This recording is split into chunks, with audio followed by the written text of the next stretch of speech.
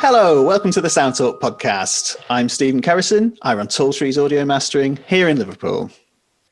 I'm here in Liverpool. I'm called Stephen, and I'm from what studio? Sound Talk is a podcast where each episode we, the Stephens, will be chatting to a special guest who we respect and admire about their journey into audio, their approach and working practices, and all things to do with sound. Today's guest is a musician whose history in the UK's left field music scene is long and illustrious. He's been a member of so many bands I couldn't actually compile a definitive list, but some of my personal favourites include Knifeworld, Guapo, Gong, and of course Cardiacs. It's Mr. Kavus Torabi. You're our first 5 minutes early, guy. I'm always early. I'm like, it's terrible being in a band because every fucking... Hey, is that that's a Gaucho t-shirt. It is, yeah. My favourite Steely Dan album. It's a cracker, isn't it? Controversially. But I know. It's like musicians, I'm the only motherfucker, I'm always early. I should have been in the Ramones, but you know. I learned a thing years ago where I was sick of being the guy waiting for the other guys in the band, so I added lateness to the thing I do. Oh, yeah. Well, you have to with Emmett in our band. You have to tell him rehearsals are an hour earlier. Yeah, exactly. There's always someone, and I think I'm that guy, because if I think of someone every band has the... Yeah, you're just kind of sizing it up as you go, really, aren't you? Nice to see you, Kavus. Nice to see you de-bearded, Stephen. Oh, it's confusing. I'm still fucking getting used to it myself. My mother hates me. She said, "Where is my son?" Oh, really? Oh, really? My family hated me when I had one. How are you, Kavus? I haven't spoken to you for ages. No, we haven't spoken rate. I'm all right. I'm okay. I mean, I must admit, I found the last few weeks particularly difficult, but you know, it's mental, isn't it? But yeah. Nice to say, by the way, just to be in the company of such brilliant songwriters and like-minded folk. This is lovely. Oh, that's kind. It's very kind. It's overly kind, actually. I mean, we're all in our studios, right? We're all in our funny little studios. I built this. Well, I say I built. I can't take credit for it. Are you in your shed? Melanie Woods built it. I'm in Skyhenge, my shed, yeah. Yes. But I had the house is just at the back there. You know, we're renting. It's a little flat, 2-bedroom, and me and my wife lived there for like 10 years. And then we became parents, and I had to move the studio. And we didn't want to move out the flat because we really like this area. So we just said to the landlord, and we couldn't afford to get a 3-bedroom place around here, no way. So we just said to the landlord, can we build a shed in the garden? And he was like, yeah, great. So we just did, Mel designed it, did a sort of room within a room kind of thing. Sort of put, vaguely kind of floating room inside. And yeah, electricity, and it's been amazing. It's really, really good. And the big thing for me was that with the singing, is that I would warm up. We live in a basement flat, and when I wanted to sing, I'd be doing my warm ups and stuff. And and I'm already very self conscious as a singer. I don't really consider myself a singer, but I was doing my warm ups, and then when I was recording the first Knifeworld album, I was going la la la la la la la la la la la la la la la, lee lee lee lee lee lee lee lee, all that, and then I could hear the people upstairs, the tenants upstairs, taking the piss out of me, and I just became mortified with like fucking more self-consciousness. So it's so good having this room here where I can just make as much noise as I like, and no one knows what I'm doing in here, sort of thing. Wow, that's amazing. So like. Yeah, I mean, the vocal warm-ups thing's always really embarrassing, isn't it? No matter where you do them, like doing them in the dressing rooms of tiny venues that like the audience can hear you doing it anyway. Yeah, all 4 of them. Yeah. Yeah, the audience, or as I like to call them, the rest of my band. Yeah. What year did you build Skyhenge? How long? It must have. I think it was 2000 and probably 2010. I think, or maybe beginning of 2011. It was my daughter was. I can't remember. Yeah, 10 or 11. I think. Yeah. And have you recorded most things since there? Yeah, pretty much, except for like when we do sort of band projects, like if it's Gong or the Utopia Strong stuff isn't recorded here. But yeah, and pretty much everything I do it's done here. Yeah. So what have you? I don't want to get super into nerdy gear talk or anything. Let's get super into nerdy gear talk. Sweet, brilliant. What do you got? What are you rocking? What am I rocking? Not a lot. I mean, I use Cubase. I think it's Cubase 10 now. I've always used Cubase because I started off with an Atari and a cracked Cubase, the classic Atari cracked Cubase, and that the Atari was running. That was like the brain, the sort of clock, and that was running a little Roland. Do you remember those little V80s? I think we call V880, like an 8-track digital Roland. Zip disc. Yeah, exactly. Right. Yeah. So it was running one of them, and then I moved on to a 1680, like a 16-track. And that was what, you have that, and then a little sampler and a kind of sound module, and I was doing everything on that. I recorded most of the first Knifeworld album on that, but then it wasn't until then finally I kind of got a Mac, and I just went into Cubase because Tim Smith was using Cubase, and also James Larkham, my friend James Larkham, brilliant musician, who now works for Steinberg, but he's running Cubase, so I'm not very technically adept, so I always need someone to ring up and say, what do I do here? Hang on, I've got a problem. And I always think James Larkham must, because we before COVID, we see each other a lot, but we text each other a lot, but I always think his heart must sink whenever he gets a phone call from me, because it's usually me in a panic at the other. I go, James, I think I've lost, I've just done a really amazing guitar track, I think I've lost it. How do I get it back? So that's what I'm doing. And I used to use, I used to have sort of a little bit of outboard gear. I used to have like a sort of Focusrite kind of Penta compressor preamp thing. But now I just do everything, kind of everything in the box now, But to be fair, the way I use Cubase, I don't really use it that differently from if I was recording on tape. I mean, because I do think that, and I don't know if it's the same with you guys, but I do think whatever you want to call it, program or you're using, I think I probably only use about 5% of the capacity of what this thing is capable of. I mean, whenever I look at all the drop-down menus, I don't know what half of them are. I always go for the same compressor, the same delay, pretty much the same reverb. I always, and really the time-saving thing is not having to wait for the tape to rewind every time you want to do a tape, not having to, I was getting quite good at doing that dropping in thing. I'm not having to do that anymore, and also just comping is brilliant on Cubase, and I hardly even use the MIDI channels anymore. I mean, I used to when I was writing Knifeworld stuff. I would do MIDI arrangements of everything and say to the band, well, here's the horn parts, here's the key parts, but I don't really use MIDI at all anymore. Or hardly. So I think I don't really use it to its capacity. I think people of our age tend to kind of use all of that technology kind of like that anyway, because that's how we learn to do it. When I'm recording, it almost doesn't matter what DAW you're actually in, because you're still just using it as if it was just a big old 4-track, isn't it?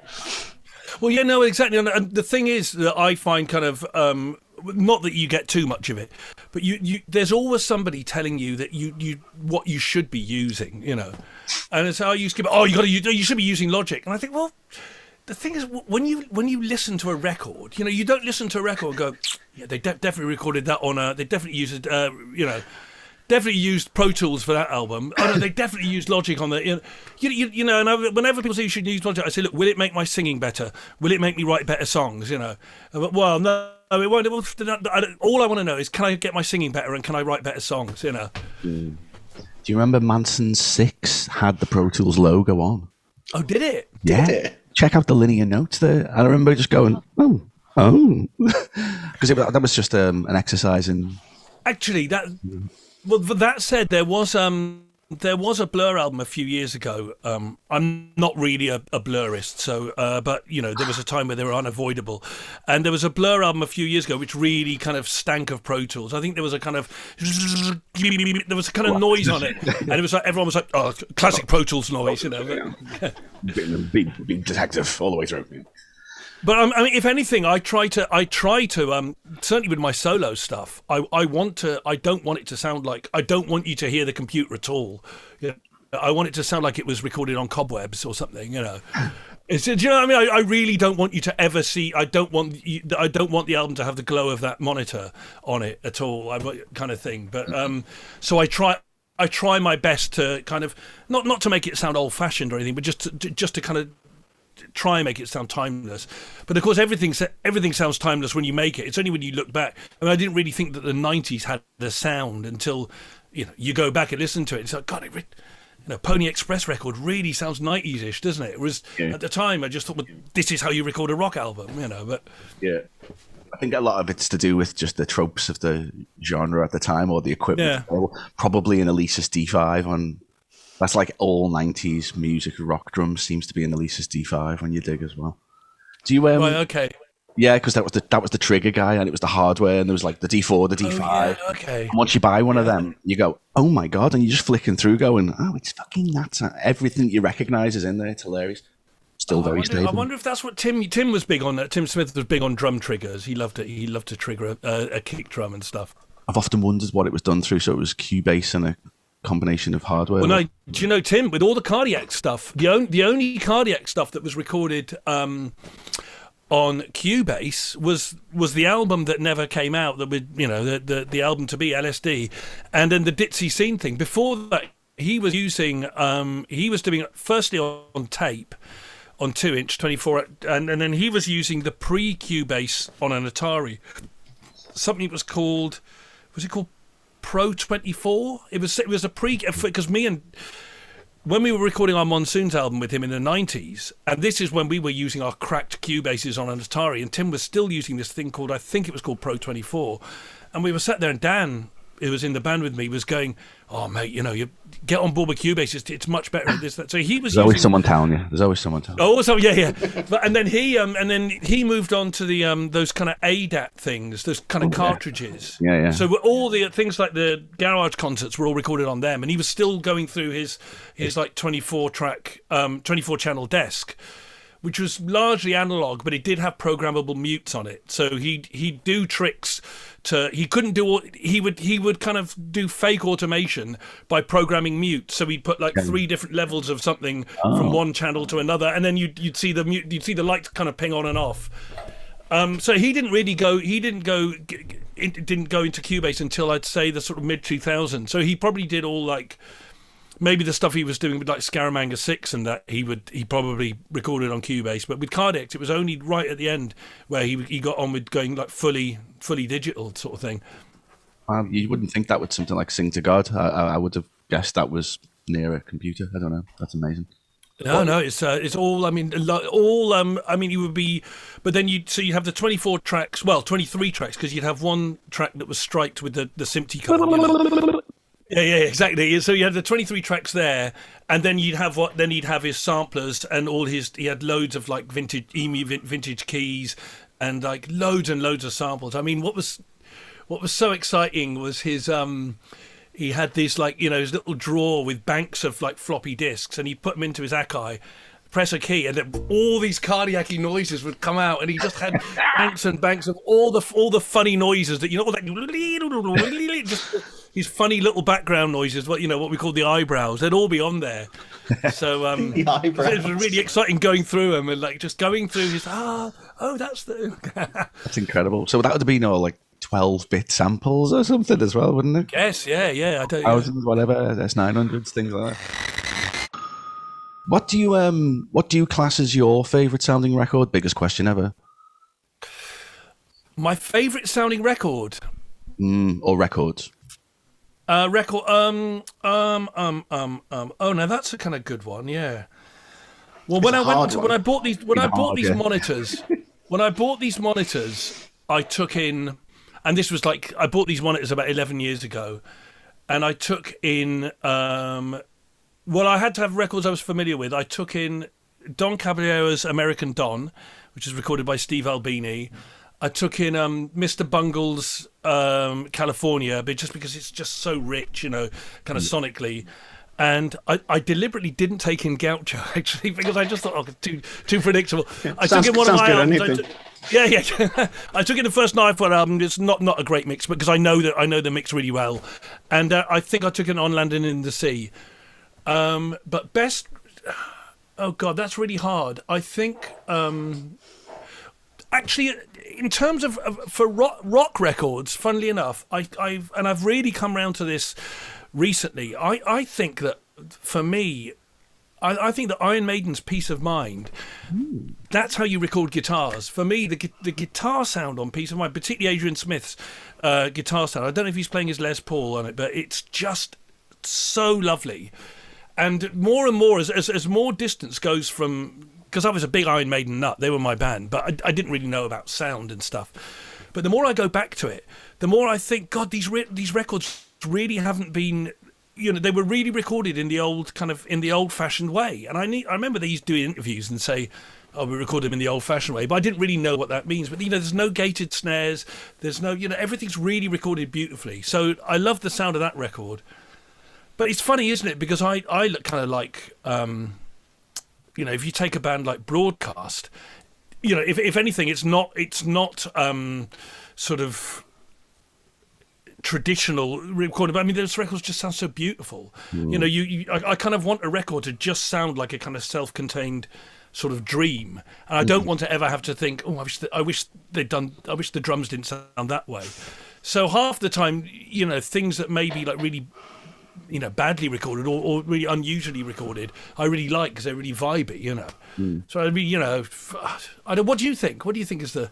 I honestly don't know. Similar thing, something that forms its own stuff that doesn't make you question it and come out yourself. So it could be anything. If you're talking around that period, maybe like Tortoise TNT or something like that. I think they. Oh, God, TNT sounds amazing. You get the first couple of chords and immediately you know what your system's doing in some ways. Yeah.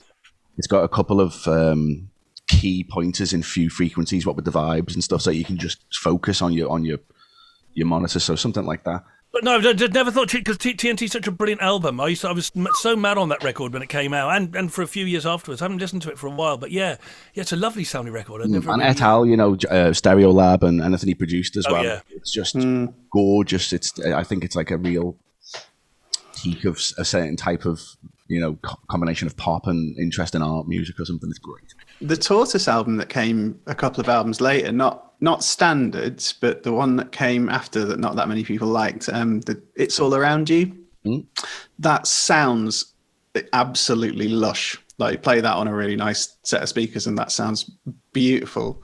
There's that transition between, I don't know, maybe the second track or the third track, or the third track and the fourth track, where it starts sort of ascending into this lovely build up and then just drops into this big lush thing, and it just sounds like you're being dropped into a lovely warm ocean. It's just, it's amazing. There's such a great knack for production, those guys.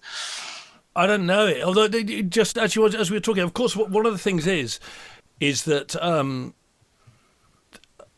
like, or certainly used to make, and like lots of very sort of information dense music. And of course, the more information you put on, the harder it is to make a record sound good. I mean, the less that's going on, the better it sounds, kind of thing, really, or the more space everything has got. But I just reminded you, I mean, another one for me where I heard the recording of it, and it's that Mark Hollis solo album. Oh yeah, which is just like, fucking hell, there you go. That's what I mean. For me, one of the best recorded and one of the best records. But beautiful sounding album. Just sounds like he's in the room, doesn't it? It's just amazing. Yeah. Like you can hear the air. Yeah, that's always a joy, isn't it? If you can hear the takes rather than the music as well. There's something about that. The thing was with Gong, when I joined Gong, the bass player Dave Sturt used to. Okay, I've got to put in a caveat. I'm really against laptops on stage, at least that you can see. You mustn't see that. The magician must not show the trick. You mustn't see a laptop on stage. If you're going to have one, disguise it. And when I first joined Gong, the bass player used to put his bass through his bass setup was through his laptop.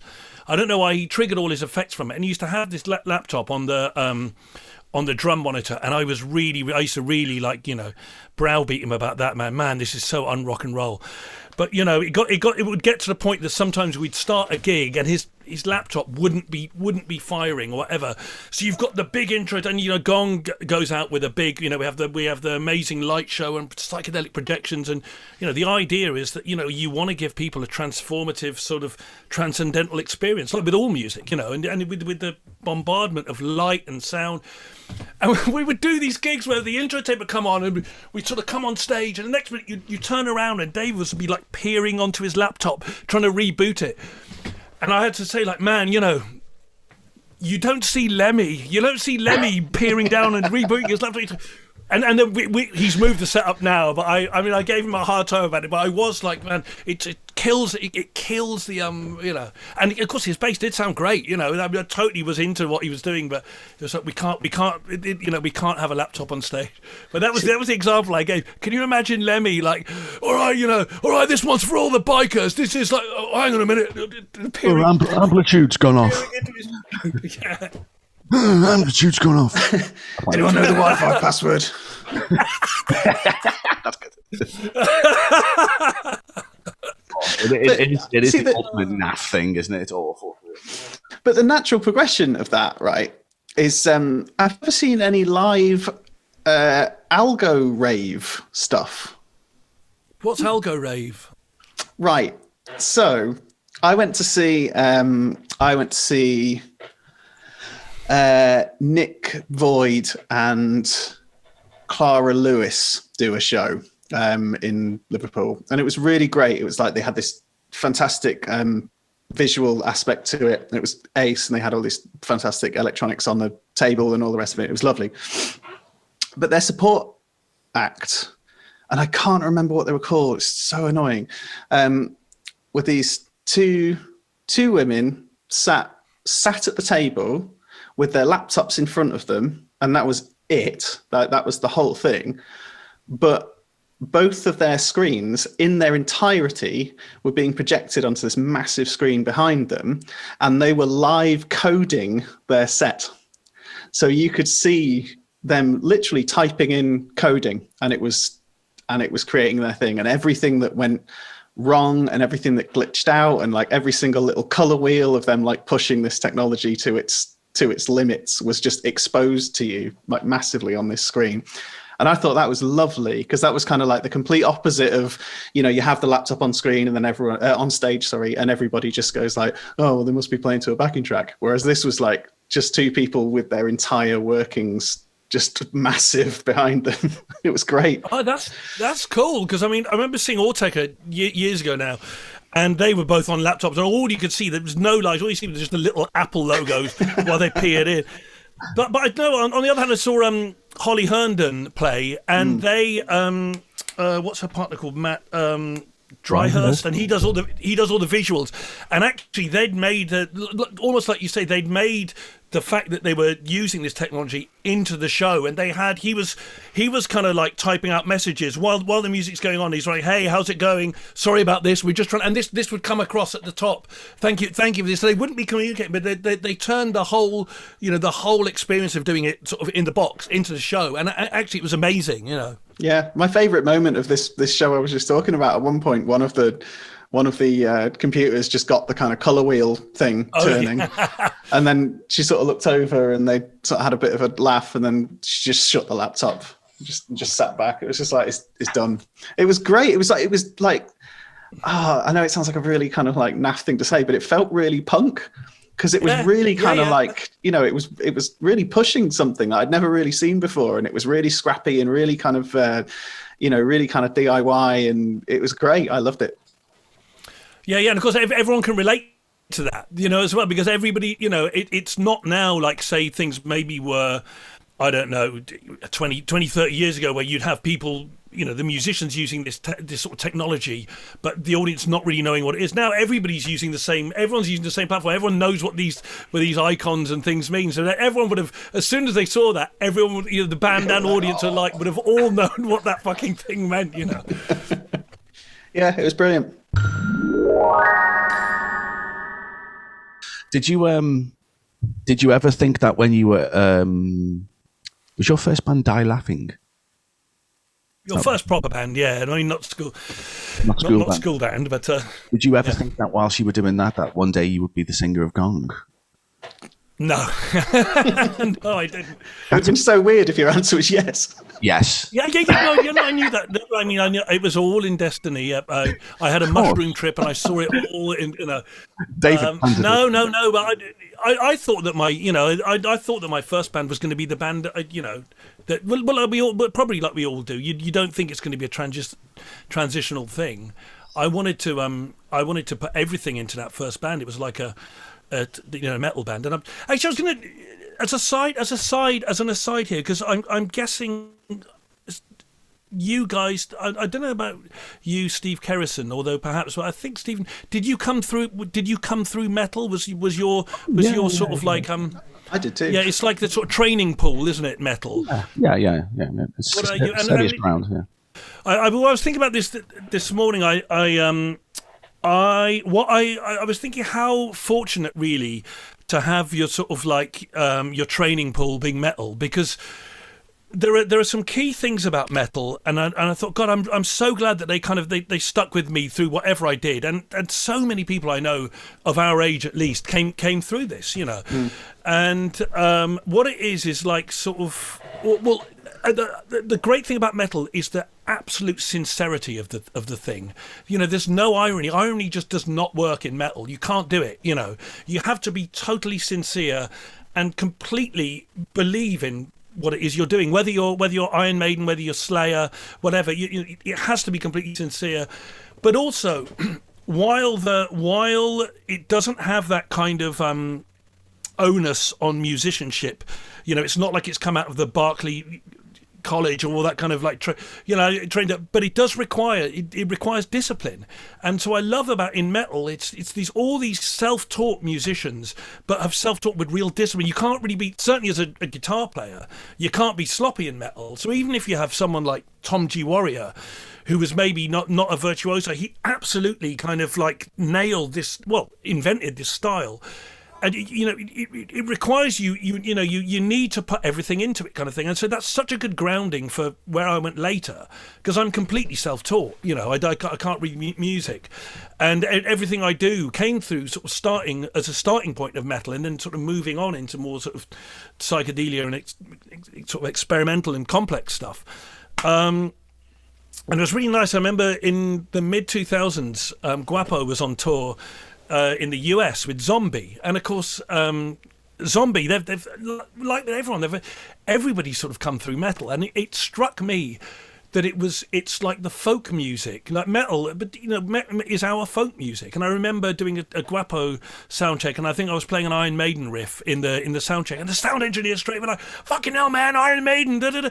And it's like, yeah, this is our folk music. And even though these are people who would later on be talking about Xenakis and fucking Morton Feldman, they're sort of like, "Fucking Iron Maiden, dude," yeah, And it's like, yeah, what a lovely thing to have come through. And at the time, it was maybe getting berated for not being cool enough and not listening to the Velvet Underground and the Seeds and the Birds or whatever at the time, all of which I love now. But I'm really glad what it did, and I'm really glad it kind of made me want to play the ass off my guitar, at least until like sort of the Jesus and Mary chain came along. And that was a big eye-opener, because, you wanted to get this... And then, you're thinking this is really good. And then I remember seeing the Mary chain on... And this goes back to being, like, really disciplined. And then seeing the Mary chain on the Whistle Test, and seeing William Reed, clearly, not the most accomplished guitar player, but making this real, like, vibey stink that seemed really edgy. And then it's like, oh, hang on a minute, you can do that. But having had the metal grounding and meeting that, it's, getting into the attitude of something like that was amazing. Yeah. It's like a taste test, metal, isn't it? Or something that puts you to the edges of the worst and best taste. Yeah. Actually, it's true. Put you through the mill of, like, if you can listen to this, you can probably listen to anything, really. But I also found metal a gateway into lots of other stuff that wasn't metal, because because I started to realize as I got a little bit older, because there was a time when I was I don't know, probably 11, 12 or something, where I was just like, I just like metal and that's it. And but as I got a little bit older, I started to understand what I liked about metal and what the facets of it were that I was drawn to. And I remember making the very simplistic leap of like, oh, hang on, I like heavy music. It doesn't necessarily have to be metal here. So that put me onto stuff like, I remember like the first Portishead album came out, and I remember thinking, God, this is so heavy. This is like a heavy album. Metal as fuck. Yeah, exactly. You know, and it just made me think, and that spun me off into all sorts of stuff. So yeah, I think, and as I mentioned, like all the sort of, you know, the sincerity that you talked about, and the highly political stuff in the kind of early 90s, you know, with Napalm and Sepultura and all that sort of stuff. You know, it wasn't Guns N' Roses, that's for sure. Yeah. Although that first Guns N' Roses album was knocked my head off, you know, and I saw him at Donington on that lineup. And it's easy to forget. And I suppose if you weren't there at the time, I mean, Guns N' Roses, when they came out, because again, and actually they served a similar purpose as to Jesus and Mary Chain in a funny way, is that when they came out, it sort of took metal away. I was trying to get into the kind of, I was like into like Vinnie Moore and stuff. I can't shred, I cannot do that, but I wanted to at the time. And then Guns N' Roses came out, and they were really sexy, you know, and sort of dangerous. And you forget that pretty much straight after, well, pretty much at the point Steven Adler goes, they turned into a different band for me, and then I have no interest, and I can't. But for whatever it was, for that first album, for 1 year, they were a really, really exciting band, and it was really kind of like turned me on to like the rock and roll side of things, and I'm glad to have seen them do that stuff. But I mean, not that I'm a big defender of Guns N' Roses, but just remembering that, for a while they were like the band for 1 year. They were the band, you know. Oh yeah, I mean, there's no doubt that the first album's got some absolute bangers on it, and the playing's great, and the writing's great, and all the rest of it. Yeah, I guess it's difficult sometimes to be able to recognize that through the years and years and years of what followed. You know, the thing I took from metal and still think about is the formatless nature of it. It's just not, even though there's some kind of like strict parameters, like you don't get ABA, CAB form songs rarely, do you? That's true. Yeah. You know, it's as many parts as a Stravinsky thing or whatever. It's completely like non-linear, non-repetitive, especially once you get into like your Morbid Angles and all those guys. Yeah, Morbid Angle, yeah.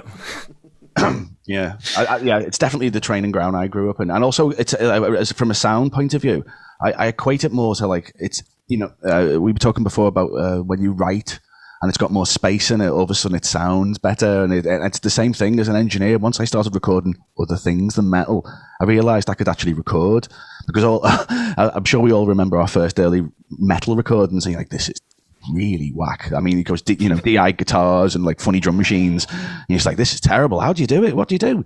So you just couldn't do it. And then the minute I recorded like a folk act or just an accordion, I was like, that sounds like real music now. This is great.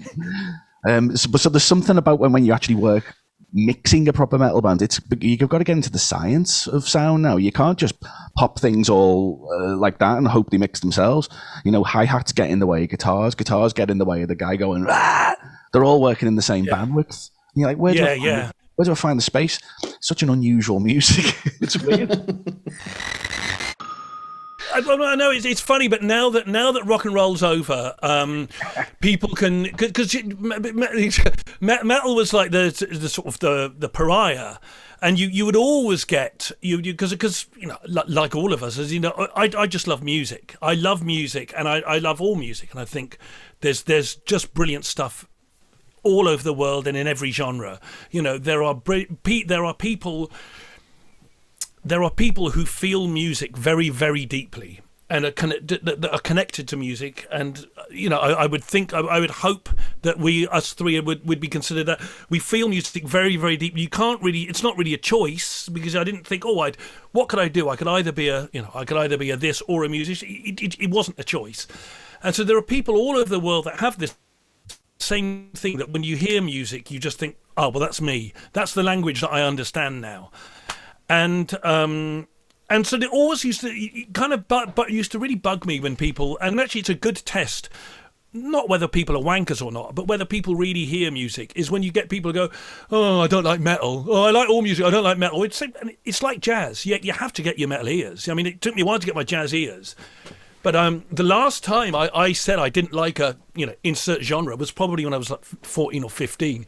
Because if you feel music, then you feel music, and you're going to try and make the absolute most sort of honest music you can with the tools you have available to you. And if the tools you have available to you are metal, then you're going to make it, and you feel music that deeply, you're going to make an album like South of Heaven, and which is, so when people say I don't like metal, it's, well, if you heard South of Heaven, what you on about? Have you heard Gluey Porch Treatments? I mean, this stuff is absolutely, this is totally righteous music. There's no question about it. But now that rock and roll's over, people are starting to see that, I think. Yeah, I think it's a lot less prevalent than it was when we were younger. It's a lot less tribal, I think, music. Yeah. And I think that has a positive and a negative angle. I mean, because like you were saying before, it's like, I don't think people see music as necessarily something that's so ingrained in their personality anymore. I guess because of technology and the sort of atomization of everything. But at the same time, I think you find a lot, I've certainly found with younger people, they're a lot less, like, they don't really give much of a shit about genre. Yeah. And a lot of the music kind of reflects that. I mean, even, some of the more modern, I guess you'd kind of call it hip hop or whatever. I mean, the musical palette, the influences are so broad. They're huge. They're taking stuff from grunge, and they're taking stuff from folk, and they're taking, all the stuff that when we were younger were kind of like quite tribal, and I think that's gone quite a lot. Yeah, we live in a shuffle playlist generation, I think. For better or worse. Yeah. I've sat on a bus once, and there was a young girl, this is like maybe, I'm going to say, 2010, and I spied over at her iPad to see what she was listening to, because I'm like that. iPod, actually. And she had like Christina Aguilera on, and then skipped, and it said Slipknot. I was like, really? That's what we're dealing with here. Look at that. Mm-hmm. Just fine. And she'd uploaded them herself with MP3s. It's great. Yeah. It's like, I think that's a good thing. Do you think the demise of rock and roll was parallel with the internet's prevalence? Yeah. I mean, whether or not the two are connected, but the internet became the most important thing. I mean, it became our lives, and also not internet, and also just being able to have all music at any given point on YouTube or whatever. I mean, if you want to get into something, it's no longer about the journey to get into it. I mean, I've said this before, but one of my favourite bands of all time is Henry Cow, and it took me about a year or so from reading about them and knowing about them, and having like I knew Fred Frith from being on like Naked City, Torture Garden and stuff. But it took me a while to actually finally track down a Henry Cow record, by which point I kind of knew quite a bit about this band. So I'd almost like invested in a journey. It's like when you read about like William Burroughs going down into wherever to get hold of Yage, and it's all about the journey to get this fucking weird, this weird like a telekinetic plant or whatever. It was like the journey to actually get hold of a Henry Cow record. So much had been invested in it that when I finally heard Leg End, I was ready for this band to be my favourite band, whereas now it's, apparently Henry Cow's pretty good. Oh yeah, there's Nirvana for Mice. Oh yeah, no, it's pretty good. Yeah. It's but it's great though, because it means that there's so much stuff. I mean, we're constantly finding these. It must be lovely for the artists. We're constantly finding this music that fell by the wayside at the time that now is being sort of discovered. So I don't think it's a bad thing. It's just different. Have you ever had it where, because I've discovered a couple of bands through people saying to me the music that I've been part of sounds like that, and I've never heard them. Yeah. So like I remember like I heard This Heat through that. I heard Red Crayola through that. From people just going, oh yeah, you must like these bands because your stuff sounds a bit like it. And I'm like, never heard them, and now like I love them. It's so good. Yeah. I mean, I got turned on to. I mean, this is in the 90s. I got turned on to Rob Crow and Heavy Vegetable because of my band Monsoons, and someone said, "Oh, you got to hear Heavy Vegetable. They're like the American Monsoons." They're not really, but kind of. I heard it. And I was like, "Oh, bloody hell!" Here we go. Yeah. Thing. So I'd really like to just have just go back to something you were talking about earlier, because it's something that we've talked about a few times on the podcast, and I think it's really interesting. So you talked about being self-taught, and a lot of the projects that you've been involved in involve tremendously complex music. So how difficult has it been for you to insert yourself into these projects without an official standardized musical language to learn them in? Does that make sense? Yeah. I suppose I have to go back to the real rehearsal intensive thing that we did was the Monsoon Bassoon. It was me and Dan Chudley. We're kind of writing it all. So we'd write this stuff together, and then we'd hear what the top line was. This is what the clarinet does. This is what the bass does. So we'd been going to the other guys in the band. It's okay. Well, here's the sax line, and either sing it or play it on the guitar.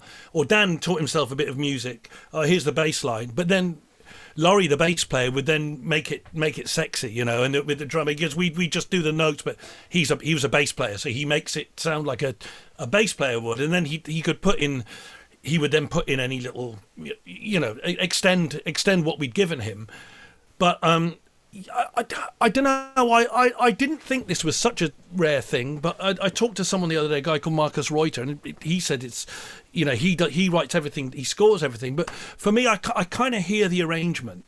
So what would happen with, usually I can hear what the other parts are doing if I write a tune. Not always straight away, but I'll do it, and this is that part, this is that part. So I just sing them to people or play it on the guitar. All right, this is what the bassoon's doing. Okay, well this is what the bass is doing, and then in terms of Knifeworld, at least, where I'm kind of writing all the parts, I'll write the parts for everyone, but then people are welcome to sort of modify them to make them better, and if they're better, then we'll do that. But we'll try it my way first, because I can kind of hear the whole arrangement.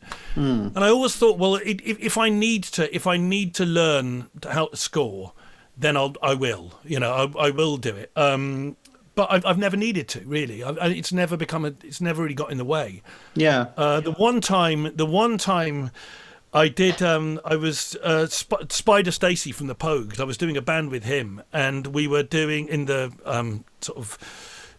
that was the sort of late 90s, and later on in the early 2000s, I was producing an album, and there was a 3-piece horn section. He said, "Oh, look, I've got this horn section for this track," and I said, "Oh, great, okay, I'll write a part." And I've got this thing up there, Rudiments and Theories of Music, because you have to transpose. And I spent all night writing these horn parts out that I'd written, and it took so long. It was like having to translate a language I didn't understand, doing these things and trying to do it. And I turned up the following morning with these charts, really pleased with myself. None of these players could fucking read music. They were just like, oh no, mate, no, just tell us what you want us to do. It was like, but yeah, that was the only time I really sort of interfaced with scoring. But yeah, someone like Tim Smith was just, everything was on paper. He loved it. He taught himself to write music. But for me, and John Paul in Cardiacs is the same. He just hears. He can hear it. And I mean, he is the. I've never met anyone like him. You could go to a piano with John Paul and just go like, and he'll come back and he can play the same chord. He can hear the most. He did a cover version of Frank Zappa stuff, Mother's Covers, on 4-track. And he can hear the entire arrangement. He's got these such a piece that it's bizarre. Honestly, mental. Have you heard that thing? His Mother's Covers thing. Yeah, and it's so spot on with his reverb choices and things like that. It's very period piece. It's extraordinary. I mean, an extraordinary human being in that sense. I mean, you see him you get back in the when we used to see each other a lot. If he'd get around a piano and he'll just start playing a track, a song by someone, and then you could just go, now play it in the lounge style, and he'll just do it. Having never heard it before, he hears exactly what is going on. He can hear when if anything's slightly off. So in a way perfect in Cardiacs to hear Tim's music, and also for Tim to work with. He'd say to John, "Oh, can you do a bit of guitar playing, sort of like, you know, can you just do like kind of Van Halen solo here, like Fiery Gun Hand?" And John's just like, "Yeah, you know, he can do it." You know, it's just amazing. I think incredible musician. That's kind of why I was asking, because it's sort of comes from two angles with you. I mean, there's the situations where you're band leader and you're writing, but there's also situations where you're learning what other people have written. And I just the foot soldier, yeah, exactly. And I think it's I just think it's something that I find quite fascinating, because I was in a band for a little while where about half the band could read music and spoke in that traditional musical language, and half the band couldn't. I swear that most of the frustrating time that we had was just literally about trying to communicate in the same language. So I guess I was just wondering. I was just asking if it had ever been a kind of any sort of barrier for you, but it sounds like it hasn't. No, it hasn't done. But no, it's funny that you said it, because I'm really happy to be either sergeant major or foot soldier if I'm into the music. I mean, obviously Cardiacs, it was like, well, you know, of course I'll be the foot soldier, and I love, you know, I've so much invested in that music that, you know, and that band, and you know, yeah, and Tim, you know, and the people. So, you know, you wanted to get it right. So you know, couldn't believe it. This is the first time I'd ever really been. The first time in any capacity I'd been in a band as the foot soldier, but you know, it's my favourite band of all time. You know, so they're totally happy to do that. And as it transpired, well, as it would have transpired, I was getting to come up with all my own parts for the new stuff anyway. But I'm, as long as I'm into the music, if I feel like I'm serving a greater cause, then I'm very happy to be a foot soldier. It could never be all that I did. You know, I don't think I could ever have just been the guitar player in Cardiacs or the guitar player in someone else's band. But as if I'm into it, I'm happy to do that. But I've got to be able to do other stuff as well. But it's quite nice, because also, like in something like the Utopia Strong, it's completely improvised. So it's kind of like, while we're doing it, we're all three of us. You know, we're all three of us that either, you know, having to work together with it, and that's kind of a really, really cool thing to learn, because I've done bits of improvising in Guapo and in Gong, but we've never done like just certainly with shows, just going all out from the beginning to end. We just don't know what's going to happen, sort of thing, and that's really exciting. But it's also that the hour or 2 hours before the gig is horrible. It's really, really, really nervous in a way that when you've got something prepared, all right, you're at the mercy of what the room's going to sound like in your gear, but you know you're going to be all right. You know, at the very worst, you're going to be all right. Whereas walking on just other than going, well, what key should we start in? You know, and then that's all it is with Utopia Strong. Let's start in D major. And that's as far as that's as far as it goes, you know. I've only ever done one completely improvised show ever, and it was terrifying and amazing. Like moments of it that I just thought, this is incredible. I love being in this moment. But yeah, really, it's scary, isn't it? And it is scary, and I don't think you get how good, if it is good, I don't think you realise how good what you've done on any given night is until you listen afterwards. So that's the only time we record the gigs. I really don't want to hear gigs back. I don't want to hear Gong gigs back or Knifeworld or whatever, because I just want my memory of it to be the gig. And I'm sure we've all had it where you've thought something's a really good gig, and then you've heard a recording back, it's like, oh God, my singing's all over the place, you know. Or monitor mix as well, and you're like, oh, fucking hell. Yeah, exactly. But your memory of the gig, you can do a gig and you think, oh, that's a really good gig, and the audience will go, oh, that was a great gig, and that's what I want my memory to be. And sometimes you'll run into someone and say, oh, I've got our mutual friend Duffy, a big recorder, you know. Oh, Duffy. I love Duffy, but he's Hello, Duffy. Hey, Duffy, he's always giving me this stuff, and sorry, Duffy, I just can't listen to it. Unless it's the Utopia Strong, I can't listen to recordings I've made because I don't want to. You know, maybe I should. Maybe I'll. But with the Utopia Strong stuff, sometimes we'll come off stage and we'll think, oh, that was a struggle, and then you'll hear back the gig, and there'll be like 10 minutes in the middle of it. It's like, fucking hell, this gets closer to the bullseye than any music I've ever made. You know, it's absolutely transcendental, you know. And I think, I don't remember doing that, because while we're doing it, all I'm thinking is, God, is this sounding boring? Should I change? Does this, you can do these micro things like, do I need to change my part now? Is this getting boring? Have I done this bit for too long? Should I go on to another instrument? Am I dominating this? Can the other guys hear me? You do all these things, but that's strange. So you don't subscribe to the Prince way of doing things, where you'd make everyone watch the performance back and just point out when they did something that looked stupid. Maybe I should, actually, because apparently, maybe I should. That's what the Ramones did, apparently. Oh, really? The first two or three, because they're the Ramones. They absolutely get it right. I mean, talk about a band that just got it right on every level. The look, the sound, the performance, everything about the Ramones was just like, boom, correct. But apparently it took 2 or 3 gigs. They would film them all, and they would go back and watch them and go, no, not that move there. No, you're wearing the wrong clothes. It took them a few gigs, and then they kind of happened upon this is how you do it. God, that's exactly what Prince used to do, apparently. It'd be like, he'd make the band members just go, look, I noticed you did this like kick or whatever here. It looks daft. Don't do it again. Oh, God, I should do that, actually. That's a good, it's painful, isn't it? But yeah, maybe. Yeah, it's tough. I mean, I remember like recording, thinking it was a really good idea, like back in the day, to just like hook up a mini disc player to the desk, and just so you could listen back to your gig. And it's like, it always just sounded awful. I'm a nightmare for it. I've got so much hard disks full of this shit. Started on it.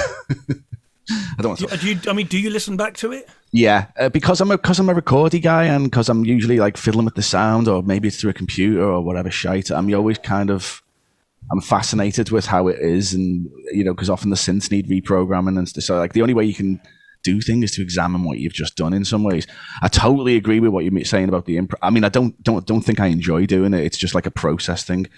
But like with the improvisational stuff, that's different. Like it's exactly the same sensation. It's a terrible waste of time until I listen back to it, and then I go, it was good. Oh, yeah. That was all right. That I didn't know I played music like that or something. So that's that's the payoff for improv stuff for me, and it must be recorded. Otherwise, I feel it's gone into the ether. I feel like I'm giving shit away doing that.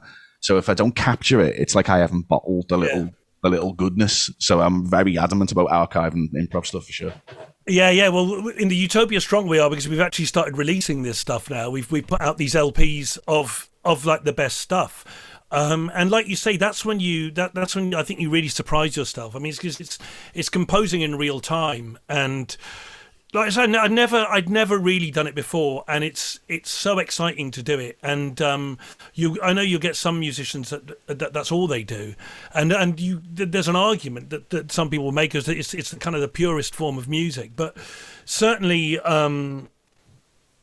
Certainly, I think that's where you really, really surprise yourself, and I think that I've probably got I've probably got a language that I use, certainly my own stuff, and in Knifeworld or whatever, I tend to use the same language to tell hopefully a slightly different story each time, but using the same kind of font and the same kind of sentence structure. But with the improvised stuff, you make a story and you think, God, this doesn't sound like.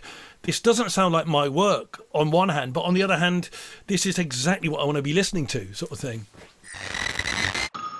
How does that translate to your solo work? What frame of mind are you putting yourself in for that? Well, the solo thing was really, I think, probably a frustration at not being able to do Knifeworld, because what happened is Gong got so busy, and there was a really big shift in my life when Gong started happening, because up until that point, sort of Knifeworld was my main focus, particularly when Cardiacs stopped in 2008. And then Guapo really, really slowed down. For a while, Guapo was only doing like 1 or 2 shows a year. Having, beforehand in the 2000 toured quite a lot.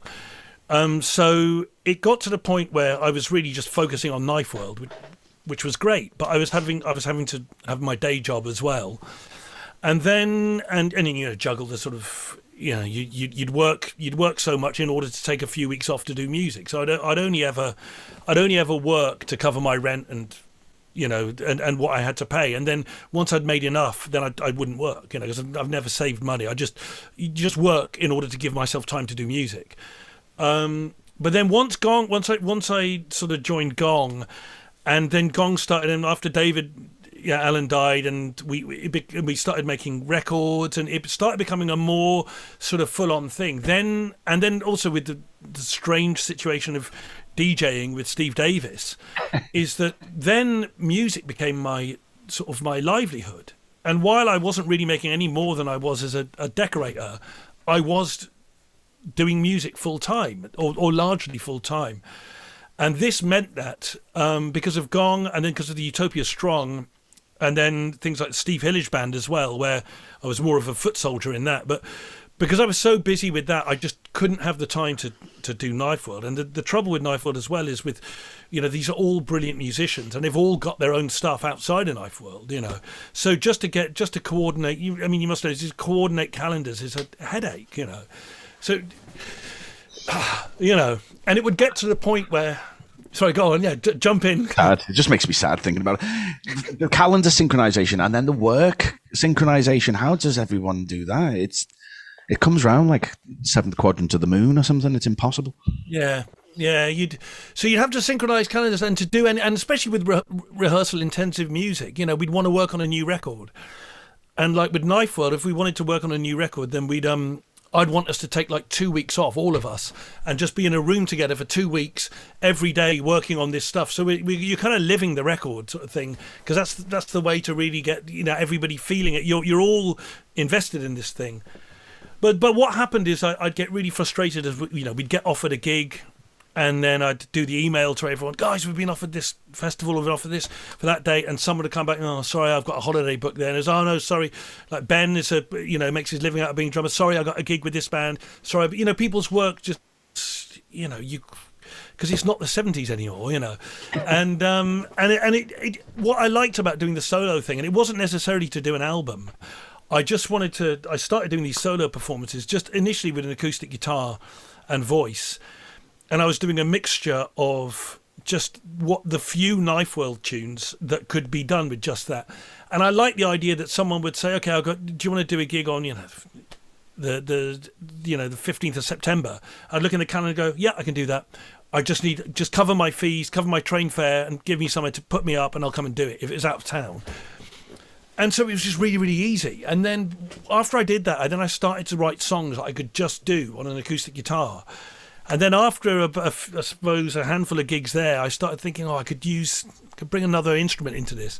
So I bought myself this like hand-pumped Indian harmonium, which I'd never played before, really. I've got a foot pump harmonium over there, but it's not in tune.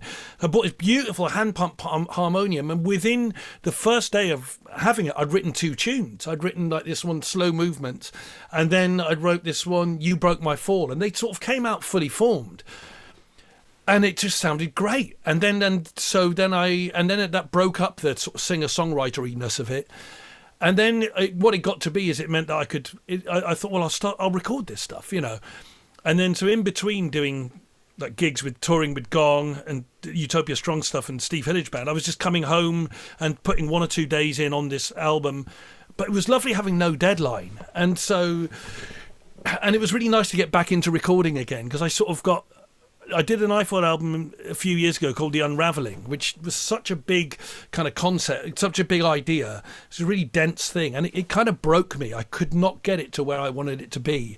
And it really kind of, my journey into recording up until then had been like my confidence was growing, and it sort of killed it because I just couldn't make this record sound how I was hearing it in my head.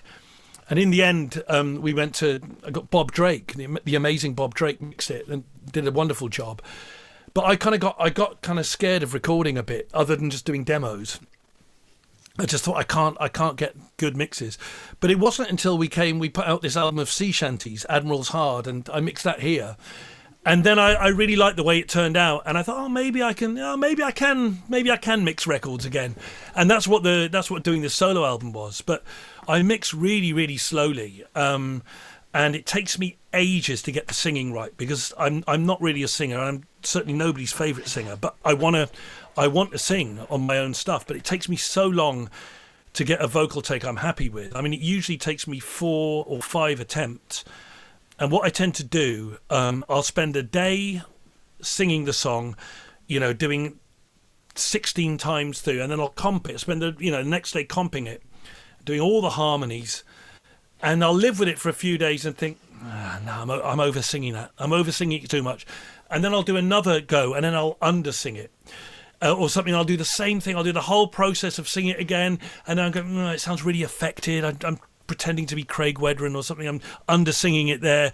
And each time it's like you're trying to aim at the bullseye and getting closer to, sometimes it'll be the fifth or sixth take, and at least I'm getting fifth or sixth time I attempt the vocals. So on my solo album, it took me so many times before I got to where I was happy with my vocal.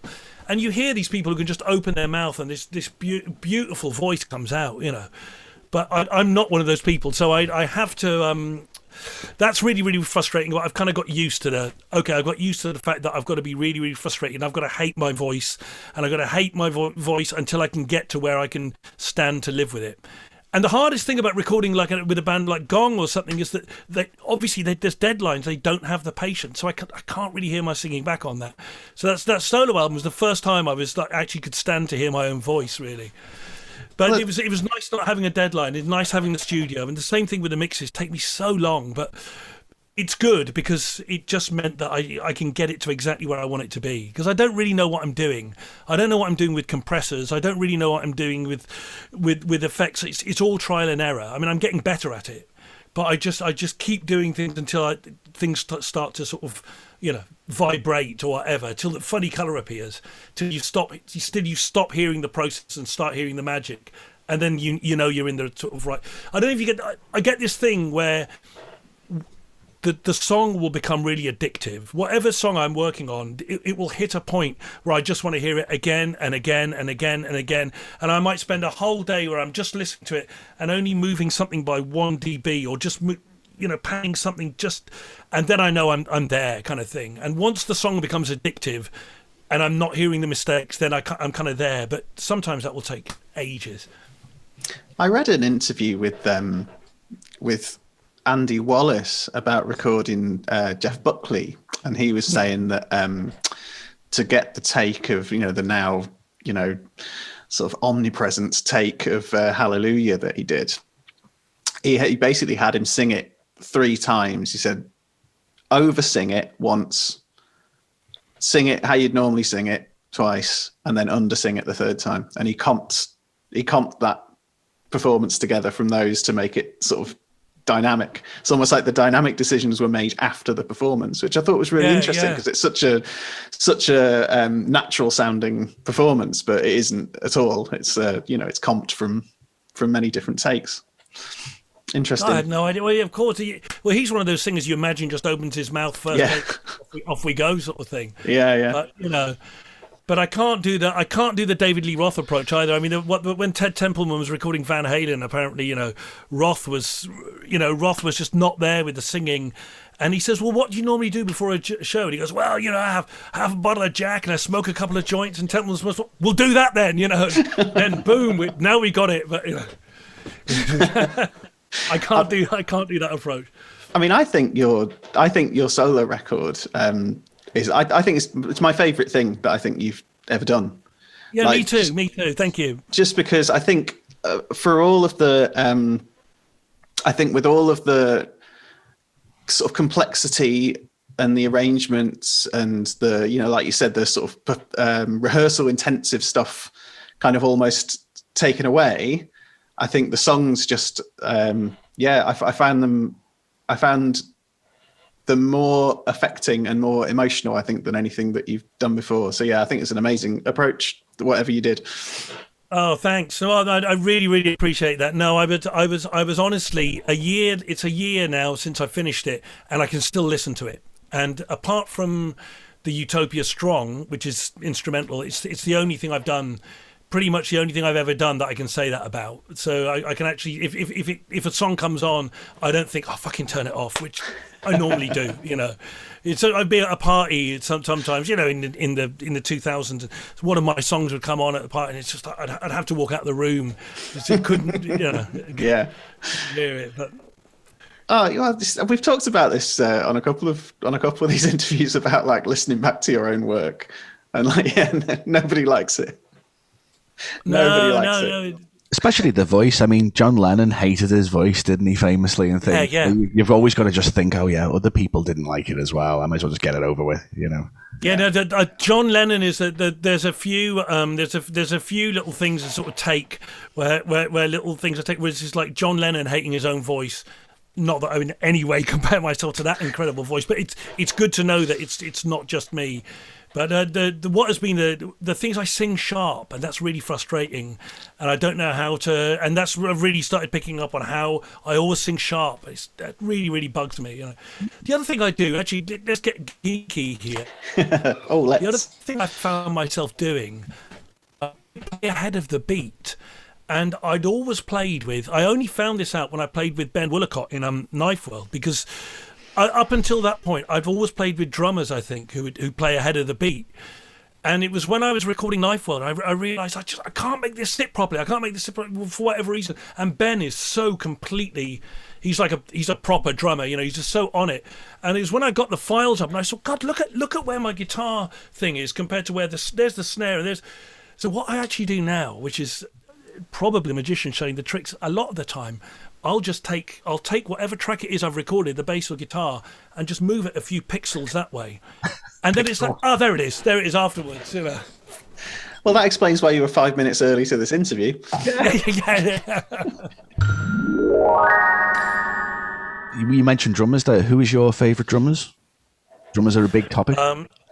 Drummers are that's my thing. Drummers are my thing. They're my favourite. That I think the most important member of the band, and my favourite drummers over the years. Christian von der, obviously Magma. I think he's something else. He's not just. He's in a category of one. I think as a thing. Yoshida Tatsuya, Charles Hayward, Chris Cutler were all the stuff I was really Dave Lombardo growing up, of course, and also got Clive Burr and Nico McBrain. But I'm trying to think now. I mean, there's so many good drummers. I mean, I mean, honestly. Cheb that plays in Gong, I think, just knocks my head off. I mean, I've been lucky to play with some. I played with Dave Kerman when I played with Bob Drake, who's amazing.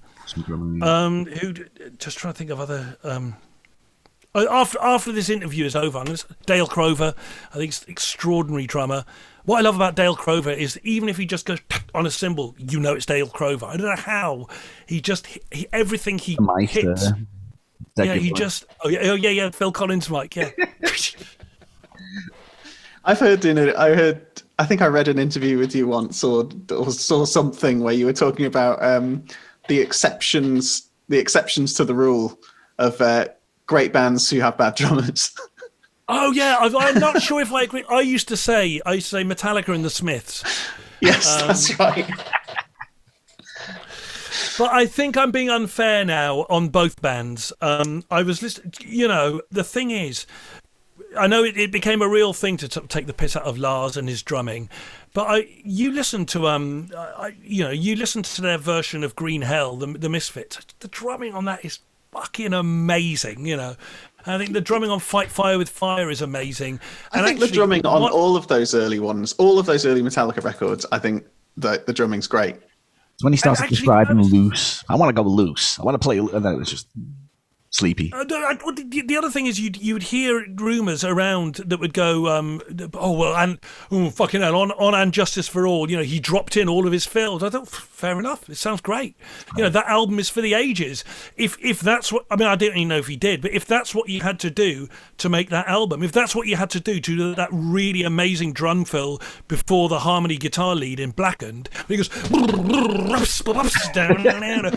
it's so good. Well, so be it, because that album's for the ages. I think he's an ideas man. What I really like about Lars, I like that he does the fill that then goes. He finishes the fill on the one of the next bar. That's his thing, isn't it? I think that's amazing. I love it. That's his thing. So I think that was unfair of me to say that about the and probably about Mike Joyce as well. But you've got to have a good drummer, though, right? That you have to have a good drummer.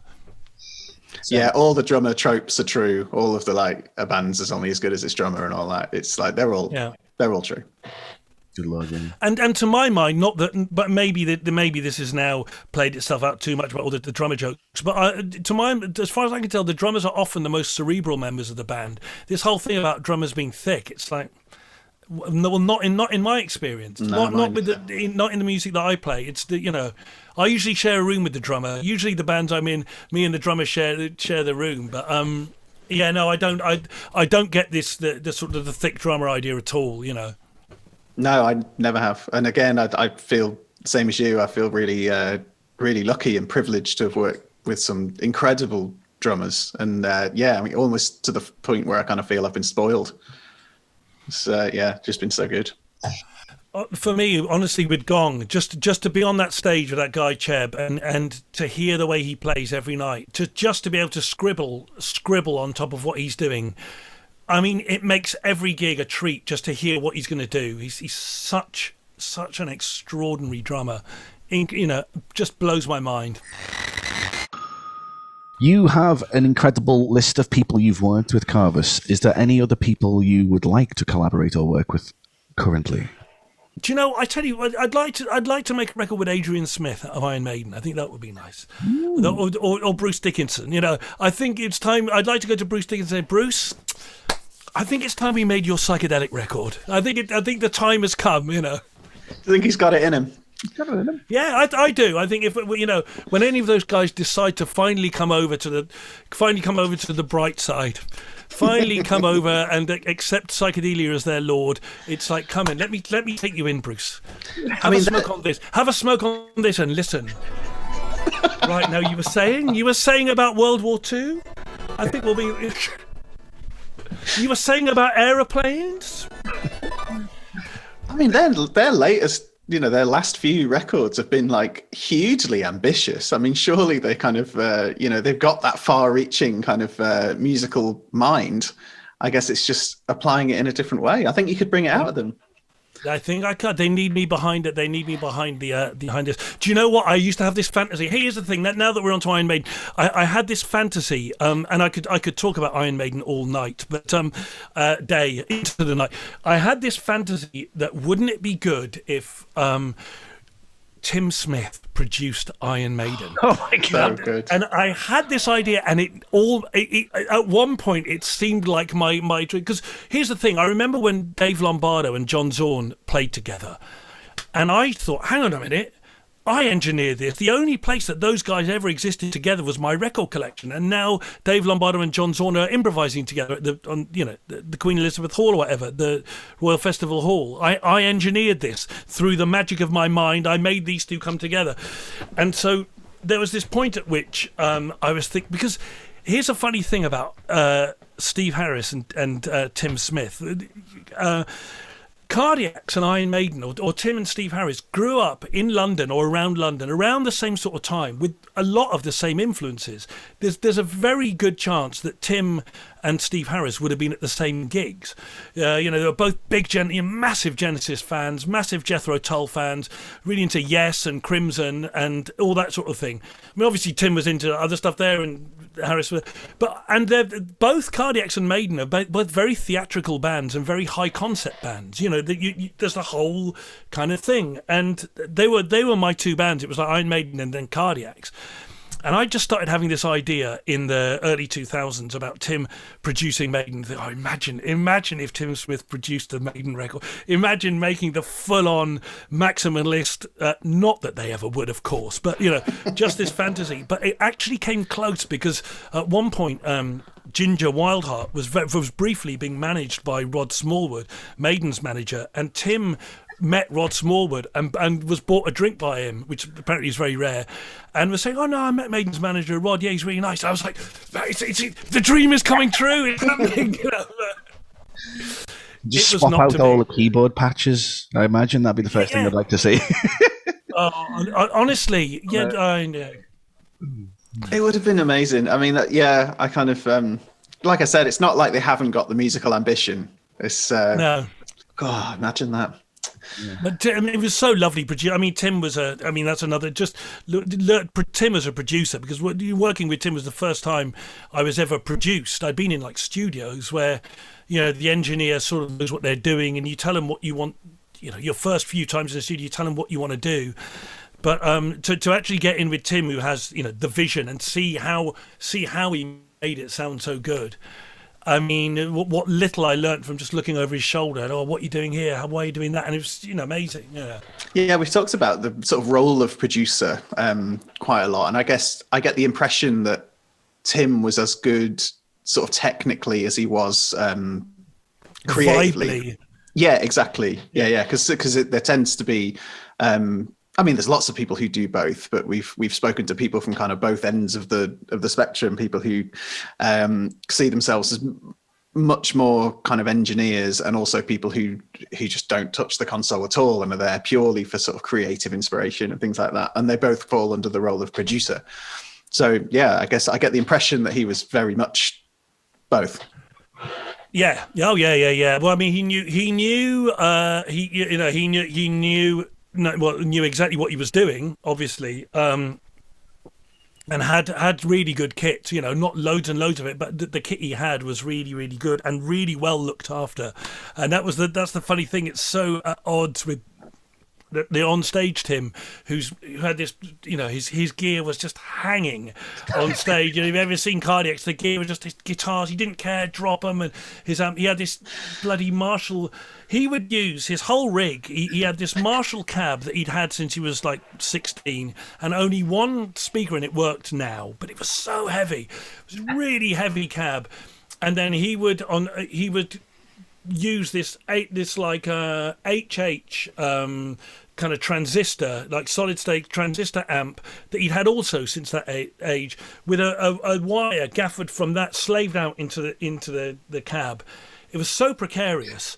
And the knob had fallen off. The gain knob was just on full, and that's how he got his guitar sound. It was the same amp he'd been using for years and years. This shitty little transistor amp on top of a thing, but he'd roll up the sound, and there it was. There was the Tim Smith sound. He didn't use any pedals, anything. So then to go into his studio, Apollo 8 at the time, which was at the bottom of in Chessington, at the bottom of his mum's garden, kind of like what I got here. Like it was longer, not as wide, but it was longer than this room. And it was just his little studio at the bottom of his mum's garden. And to go in, and everything was compact, but everything was so loved and in good nick, and really, really took care of his gear. Also knew how to solder and stuff, and really keep his gear in good. And it was just straight away. It's just like, oh right, oh yeah, that's you on stage. That's the you that you want to be. And now this is actually you. In the studio, and knew how to use everything, and incredibly sort of not enterprising, creative with what gear he had. So the kind of the tricks and you hear the sound of Cardiacs really change and at least become sonically more ambitious once he gets his own studio. Around the time of Sing to God, then it becomes this huge, grandiose sort of, because he can spend ages on it and just put all these kind of layers into the music. But no, he was amazing. But the brilliant thing with Tim, most of all that I learned, was his approach to attitude, because he was all about, it's got the attitude. So I'd play a guitar part and go, I could do that better. And he'd turn around and go, you are not re-recording that guitar part. There's no way you're re-recording that. And he'd play it back and he'd go, listen, it's got the attitude. It's got the attitude. Oh, no. And that's where I really learned, God, no, you don't have to get everything perfect. You just have to. I sort of learnt about getting the attitude right. And then, or hopefully I learned that.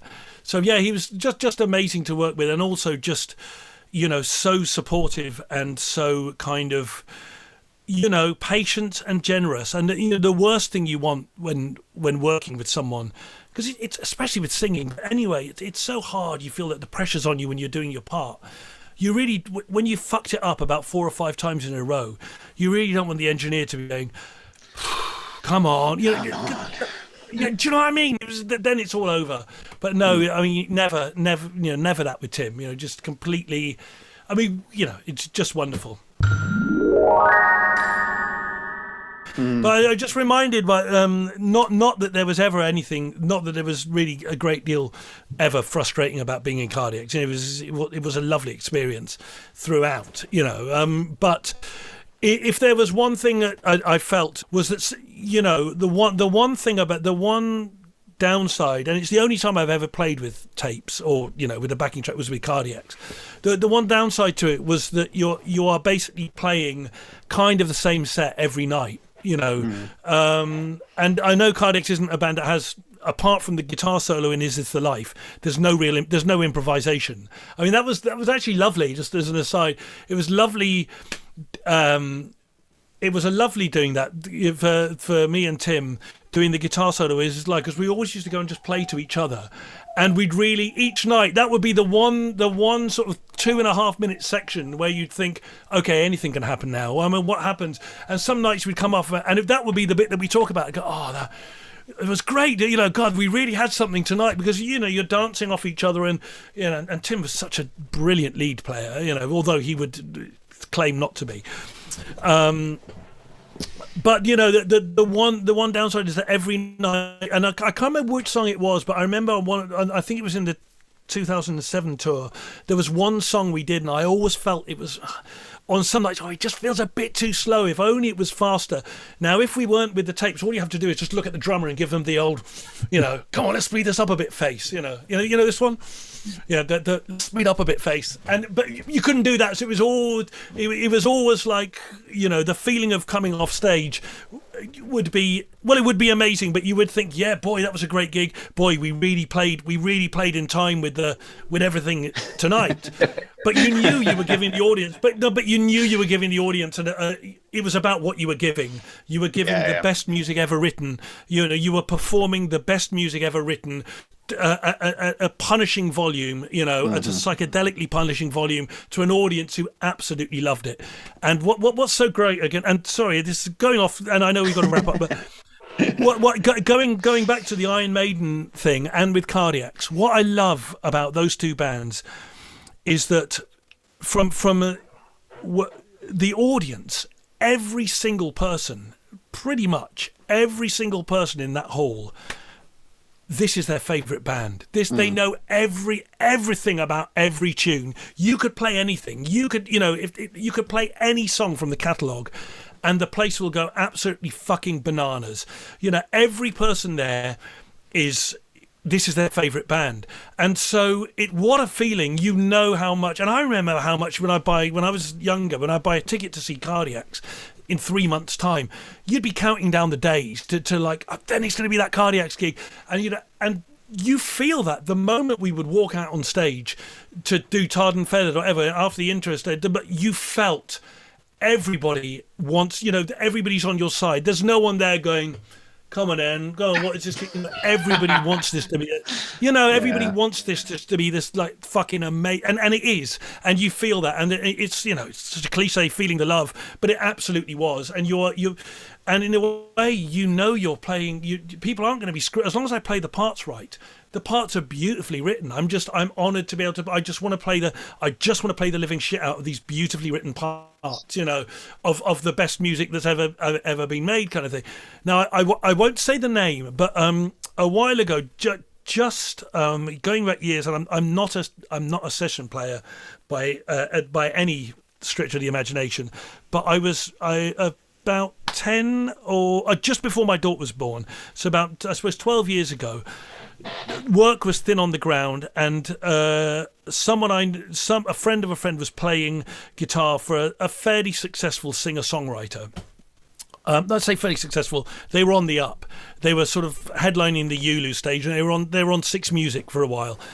And it wasn't unpleasant music by any means. I mean, I wouldn't normally do it, but I needed some work, and it was a good payer. And I went along I learnt some of the stuff. I had a rehearsal with the musical director. It was going well, and I went to the gig, and the gig was, the band were great, but I was looking at the audience, and it was an audience of people who quite liked what they were hearing. It was on Six Music. It was it was very much Guardian-y kind of music, and you just looked and you thought, there's no one here that this is the absolute be-all and end-all. There's no one here that would fucking sell a kidney to be at this gig. This is a whole audience of people who quite like this music, and that was and I just thought, I can't do this. I'd rather be painting and decorating. I'd rather earn my living painting and decorating and leave the guitar for when I want to be righteous. The guitar, I want to be out there changing people's lives and making righteous music, not just playing stuff that people quite like. And I'd rather be divisive. I'd rather people fucking hated it than quite liked it. Absolutely, amen. Yeah, I mean, I saw you twice on that 2007 tour, and it was fucking unbelievable. It was just like, which shows? I saw you at the Thekla in Bristol. Yeah, Thekla. Yeah. I really fucked up. Dogwood Sparky. I had a brain. I really. And do you know what? John Paul was in the audience. Was he? And he.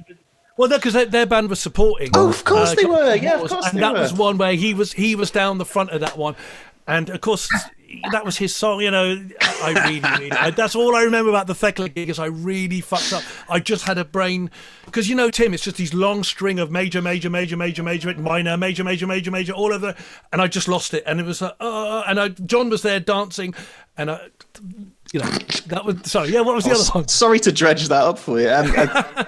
Cardiff was the other one. Cardiff was amazing. Cardiff was amazing. Fucking incredible. Yeah. I mean, they were both amazing, but it's like it's what you said though. I mean, it's as soon as that intro started, like just the entire room was just you could fucking do no wrong. I didn't notice you messed that tune up because everyone's singing along. Yeah, all exactly, the audience was singing those chords for me. Yeah. Yeah. You can't do anything wrong in that situation. You like my memory of Cardiff, there was a guy down the front and he was wearing a No Means No t-shirt, and in between the songs I started playing the beginning of Now. And he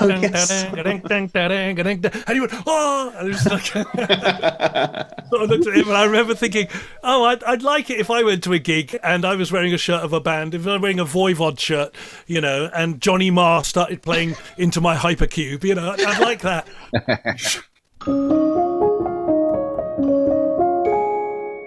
Delightful, absolutely. That's gold. That Kavus, it really is.